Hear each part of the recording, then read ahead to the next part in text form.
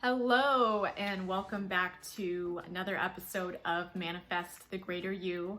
For those of you that are new to the channel, welcome. I'm so glad that you're tuned in. My name is Jacqueline, and today I wanted to share 5 simple steps that you can start to account for in your regular routine to practice more self-care. Especially in this current time, it can be very easy to get so focused in work and what we're aiming to achieve that we don't forget to take the time to have more self-care. And if you think about it, if you're not taking care of yourself, you're gonna get stressed more. You're gonna be overworked, which then leads to wearing of the body and getting sick, and sometimes even hospitalized, which I've talked with other people that have worked themselves so much to the point that they got extremely ill and had to go to the hospital. So I'm not saying it has to be that drastic, but it is so important for us to also take that time to really take care of ourselves and do things that we enjoy. And I think sometimes that's when the most creative and major breakthroughs come through, when we've had that time to really just get away from everything, any type of work related activity, and promote self-care for ourselves. So stay tuned in for these 5 simple tips, because I think that they're extremely valuable for anyone that is on their journey to working to build a new goal. You also need to make time to have self-care. So let's get started. And those of you that are new to the channel, don't forget to like and subscribe to this channel and hit the bell notification so that you can stay up to date on when I post a new video every single Wednesday. So first things first, and tip number 1 is, when we're so busy and focused on our grind, hustling away, really trying to make every minute of every second, or every second of every minute count, it's hard to really remember and block time aside to just take a break, whether that means an hour or maybe a weekend or even just a day, or going out on a vacation to completely separate ourselves from our current situation. That is so important. And again, that goes to other videos where I've shared the importance of being present and mindful, but being able to take a break, completely separating yourself from what it is that you're working on, is also so important. I think a lot of the times you can also gain clarity from taking those mental breaks, and then you're able to think more creatively when you do get back to your work environment. But taking those breaks is so important, because you can't constantly be working on things nonstop, stressing yourself out, and not enjoying all of the beautiful things around you and the people that are around you, right? So taking those mental breaks is so important, and I would highly recommend, if you do that on a weekly basis, just block out time on your calendar. Which brings me to my next point number 2. Be patient with yourself and be a little flexible with your timeline. Things will come up. That's part of life. It happens to everybody. And I think it's really great to be organized and have benchmarks that you're aiming to reach, but also give yourself that flexibility in understanding that, okay, I may need to shift a few things so that I can make time for other things, which includes self-care and prioritizing on how you can stay balanced and get away from work to really do the things that you enjoy outside of work. I think it's great if you really do enjoy the work that you're doing on a regular basis. That's awesome. You're getting into alignment, if not already aligned with your purpose. But I think also separating yourself to be able to do other things and being patient with the timeline is super important. And we can't always be so hard on ourselves when we aren't reaching those benchmarks. Look at all the things that you have accomplished, and remember that it wasn't easy when you initially started, and give yourself a pat on the back. So in addition to being reasonable with your timeline, point number 3 is to spend time with your family outside of work. I think it's so important to really take those breaks and really spend that time with those that you care about, that you enjoy being around, that have high energy, high vibration, that will then rub off on you. and just put you in a more positive state overall. For myself, I am currently living at home with my family, so it's really great. I can just go over and talk to them. My brother has a very humorous personality, and so right away I'm just in a goofy mood every time I'm around him. So it's always refreshing to be able to take a break from work and spend time with close family and friends. And tip number 4.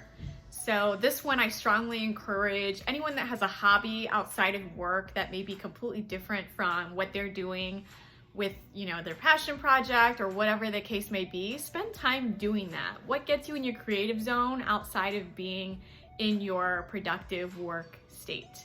For me, I enjoy cooking. Sometimes I'll try or attempt at baking. I'm not that great at it, but either way, I do love being in the kitchen and putting new ingredients together and trying out new food and sharing that with friends and family. That makes me really happy. And for me, I love food, I love flavor, so the reward of putting in the energy and effort to cook something is amazing because then I get to eat it. So for me, that is a really great escape from whatever it is that I'm working on. I also enjoy traveling, but of course that takes more time and more money. So when I do have the opportunity, I love to travel and go to new places and really just try to separate my work from my travel and really just enjoy being present while I'm there. But even the simplest of things, whether that's reading a fiction book or even watching Netflix, what can you do to give yourself that self-care to get away from, just focus on the grind, daily hustle, boss babe, you name it. And I think that's a great quality, but you also need to be mindful and have self-care. Or maybe that's going and get a mani-pedi with your friend or your mom. Just taking that time to do something completely separate from what you would normally be doing in your working, productive, day-to-day activities. And tip number 5 that I have for self-care is to invest in yourself. Invest in yourself. What exactly does that mean? What I mean is invest in yourself by, buying courses that may be beneficial to you, getting a coach. I personally have a coach and I'm super grateful because they help me grow and challenge me to let go of things that maybe were holding me back and really think bigger and level up. So what are those things that you can invest in, even if it's a book or, taking time out to listen to podcasts potentially, although you're not really putting any money there, it's free. I think those are all really great ways to gain clarity and start to practice more self-growth so that you can challenge yourself and level up. Investing in yourself is different than going and treating yourself to a shopping spree or getting a new car just because. That's separate. I'm talking about investing in yourself to grow as a person, in whether that's a skill set for your business or just as an overall human because you want to be a better person or to be able to accomplish more, but you need to get rid of those limiting beliefs. And so you're going to invest in yourself by getting a coach or someone to help you or a mentor. I think it's so important for us to continue to have that mindset we're investing in ourselves if we're going to continue to grow and reach new goals. And for those of you that are aiming to start a new task in reaching a new goal, but the end goal seems so overwhelming and you're just really unsure how to get started, I would highly encourage you, I will leave a link down below, to get your free copy of the Manifest a Greater You Blueprint Starter Guide, where I share 4 simple steps on how you can get started to manifest those goals and make them into a reality. Of course, there are some granular details in there that you'll want to make sure that you cover, but I go through that all in the blueprint, and I continue to use these 4 steps each and every time I'm starting off with a new project or a new goal that I'm looking to manifest. So let's quickly summarize and go over the 5 simple ways that you can start to incorporate self-care into your regular routine. So the first one being is take a break from work, separate yourself from your work environment, and make sure that you're blocking that time off of your calendar. Secondly, be reasonable with your timeline. Understand that there may be things that are going to come up, and that's normal, that's part of life if you don't reach certain benchmarks by a certain time. And I think it's great to be organized and have an intended goal, but sometimes there's a delay for a reason, and later on you'll realize, oh, okay, like I'm still grateful that this happened because now this actually worked out in my favor. And thirdly, spend time with friends and family. I think just being around loved ones and people that bring off really good energy can just be so uplifting and bring you back to a more positive state when you do get back into work, and also come in with a fresh pair of eyes, a fresh mind. You're more creative overall after you've spent more time with your loved ones and those you're close with.